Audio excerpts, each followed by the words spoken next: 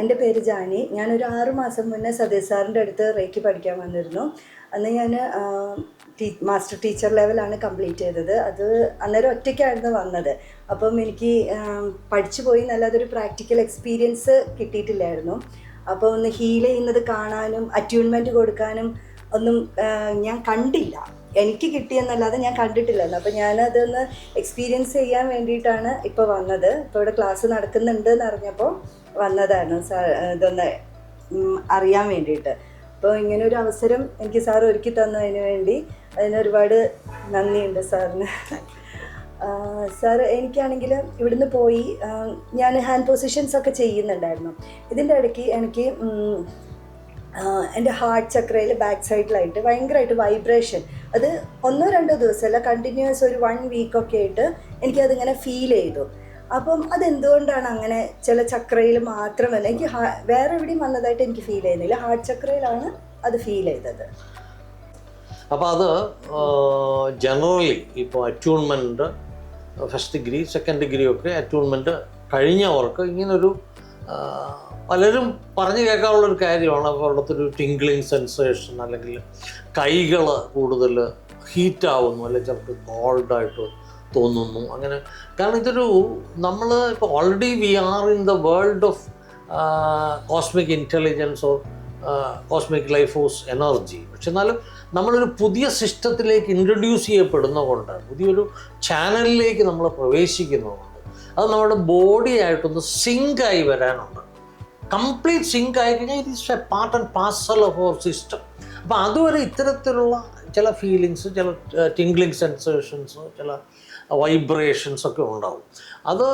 അത് it's not something totally negative അല്ല അത്.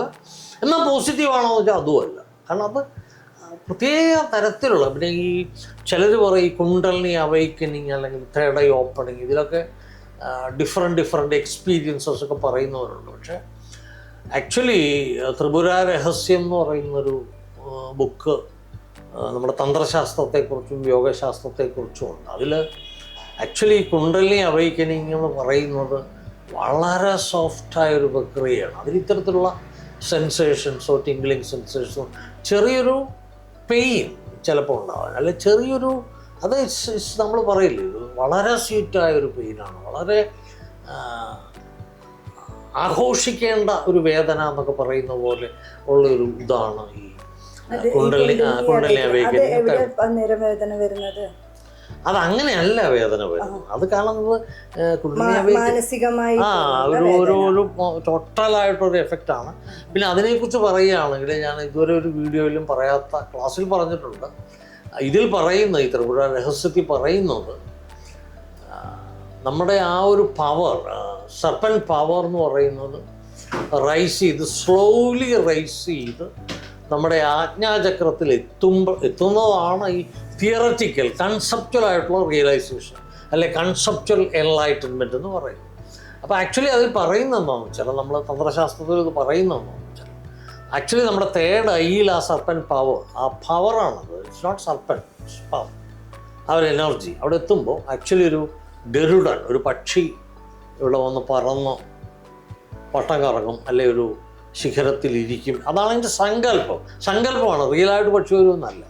അപ്പോൾ ഈ പക്ഷിയെ കണ്ട്, സർപ്പത്തിന് പക്ഷിയെ എപ്പോഴും ഭയമാണ്. അപ്പോൾ ഇത് കണ്ടിട്ട് സർപ്പം പെട്ടെന്ന് അവിടെ തന്നെ കോയിലായിട്ട് ഇങ്ങനെ ഇരിക്കുമെന്നും കാരണം ഇതിലേ പോയാൽ ഫലം you will end up with a psychiatrist.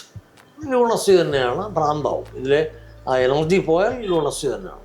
അപ്പോൾ അത് സംഭവിക്കാതിരിക്കുക അത്രയ്ക്ക്. അതുകൊണ്ടാണ് ഇതിന് അധികാരികളായിട്ടുള്ളവർക്കേ ഇത് കൊടുക്കാവുള്ളതെന്ന് പറയും. അത്രയ്ക്ക് പുണ്യവും സംസ്കാരവും വാസനകളും, ആ ഒരു സ്പിരിച്വൽ വാസനകൾ സംസ്കാരം ഉള്ളവർക്ക് മാത്രമേ പഴയ കാലത്ത് ഇത് കൊടുത്തിരുന്നുള്ളൂ. അതിൻ്റെ കാരണം ഇതാണ്. അല്ലെങ്കിൽ പെട്ടെന്ന് ഇങ്ങനെ വന്നു അങ്ങനെ പോയി കഴിഞ്ഞാൽ ഇവിടെ എല്ലാം ഇപ്പോഴും സംഭവിക്കുന്നുണ്ട്. അതാണ് ഞാൻ ഈ ഹോളിസ്റ്റിക് രംഗത്തെക്കുറിച്ച് ആദ്യം പറഞ്ഞത്. ഇതിന് ഒന്നാമത് ഗുരുക്കന്മാരാദ്യം ക്വാളിഫൈഡ് ആവണം, ശിഷ്യന്മാരല്ല. They must be qualified. അവരധികാരികളാണ്, എന്നിട്ട് വേണം പഠിപ്പിക്കാൻ. അപ്പോൾ ആ ഒരു പ്രശ്നം ഉണ്ടാവുന്നതുകൊണ്ടാണ് ഞാൻ പറഞ്ഞത്. അത് പലപ്പോഴും ഇങ്ങനൊരു പ്രശ്നം ഉണ്ടാവുന്നുണ്ട്, ഇങ്ങനെ പോകുന്നൊരു പ്രശ്നമുണ്ട് ഇതിനകത്ത് ഇടയിൽ. പിന്നെ ഈ പക്ഷി വരുമ്പോൾ ആക്ച്വലി ഇത് പതുക്കെ നമ്മുടെ സഹസ്രാരത്തിലേക്ക് വരും എന്നാണ് സങ്കല്പം.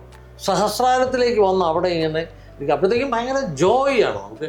ഇറ്റ്സ് എ കൈൻഡ് ഓഫ് ഭയങ്കര ഒരു ബ്ലിസ്സാണത്.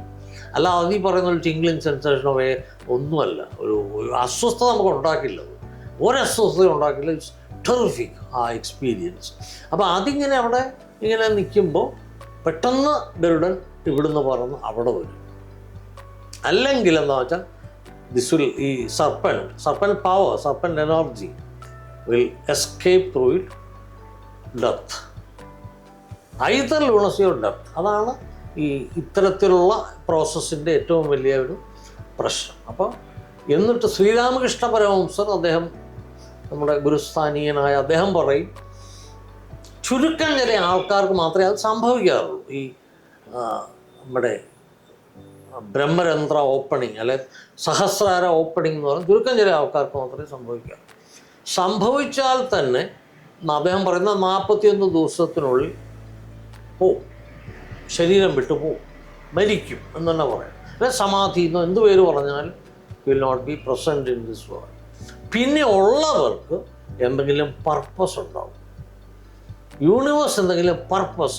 അതാണ് നമ്മൾ നിയോഗം എന്നുള്ള ശരിയായിട്ടുള്ള വാക്കിൻ്റെ അർത്ഥം. അതാണ് സോൾ പർപ്പസ് എന്നൊക്കെ എല്ലാവരും ചില ഇങ്ങനെ പറയും. ആ സോൾ പർപ്പസ് ഉള്ളവർക്കാണ് എക്സ്റ്റെൻഡ് എത്ര കാലം. അത് യൂണിവേഴ്സിൻ്റെ ഒരു കോൺട്രിബ്യൂഷൻ അല്ല ആരെങ്കിലും പിടിച്ച് കൊടുക്കുന്നൊന്നുമല്ല. അത് നീണ്ടു പോയി എപ്പോഴാണോ അവരുടെ കർമ്മം പൂർണ്ണമായിട്ടും കഴിയുന്നത് ഫോൾ ഡൗൺ. അതാണ് പ്രാരബ്ധം. ആ പ്രാരബ്ധം കഴിയുന്നിടത്ത് ദേ വിൽ ഫോൾ ഡൗൺ.